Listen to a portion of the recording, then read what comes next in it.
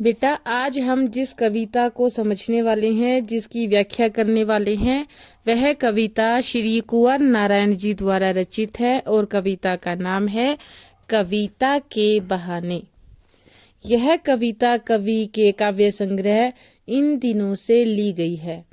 इस कविता में कवि ने बताया है कि आज के समय में कविता के अस्तित्व को लेकर जो है आशंका रहती है।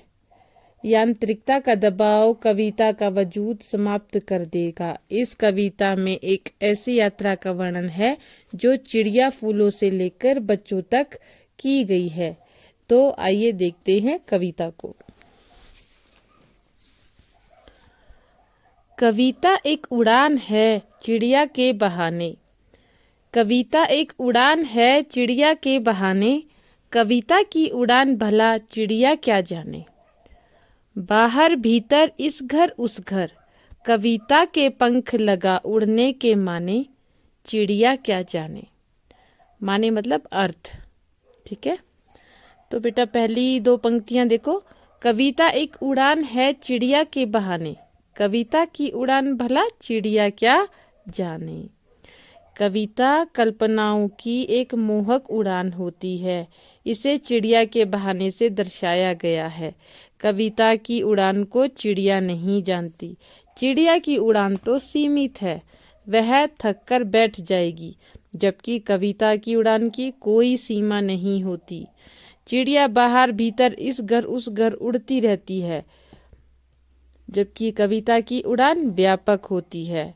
कविता कल्पना के पंख लगाकर न जाने कहां कहां तक पहुंच जाती है, अर्थात कविता की उड़ान असीमित होती है।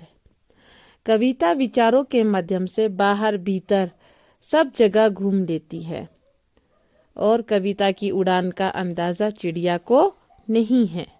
कविता की उड़ान असीमित है और कविता में कल्पना, भावों व विचारों की उड़ान होती है।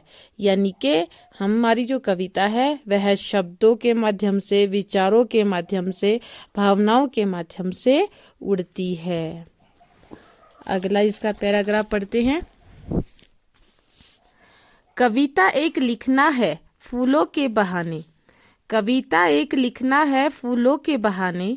कविता का लिखना भला फूल क्या जाने। बाहर भीतर इस घर उस घर, बिना मुरझाए महकने के माने। फूल क्या जाने।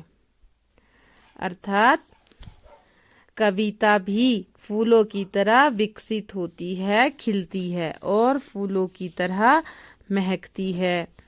जिस प्रकार फूल जो हैं बाहर भीतर सब जगह महकते हैं और खुशबू फैलाते हैं, उसी प्रकार कविता भी महकती और खिलती है। परंतु फूलों का खिलना और महकना तो सीमित है, एक ना एक दिन वे मुरझा जाएंगे। कविता का खिलना कितना व्यापक है, यह बात फूल नहीं जानता। फूल कुछ समय के लिए खिलता महकता है और फिर मुरझा जाता है, जबकि कविता कभी नहीं मुरझाती, सदैव महकती रहती है, सदैव व्यापकता को प्राप्त करती रहती है। अच्छा, कविता को कौन व्यापकता देता है, कौन महकाता है? वही कविता में प्रयोग होने वाले भाव, कल्पनाएं, उसके शब्द उसको सदैव महकाते रहते हैं। यानी कि कविता का खिलना फूलों की अपेक्षा अधिक व्यापक है। अब आगे देखेंगे। कविता एक खेल है बच्चों के बहाने।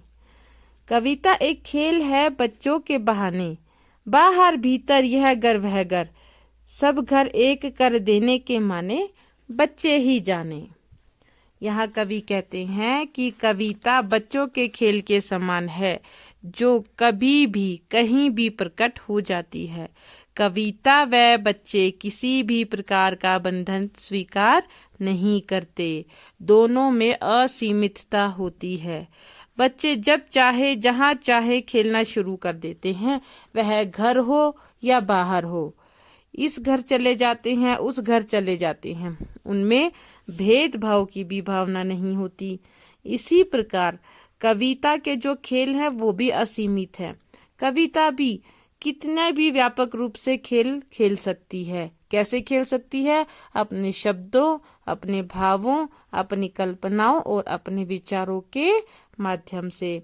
कविता भी कोई भेदभाव या बंधन को स्वीकार नहीं करती।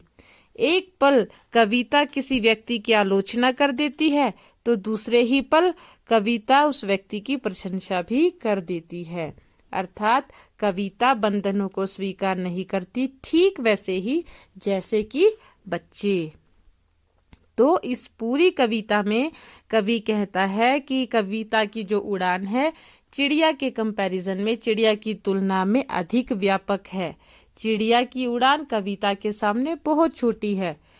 फूलों का खिलना, फूलों का महकना कविता के सामने बहुत छोटा है।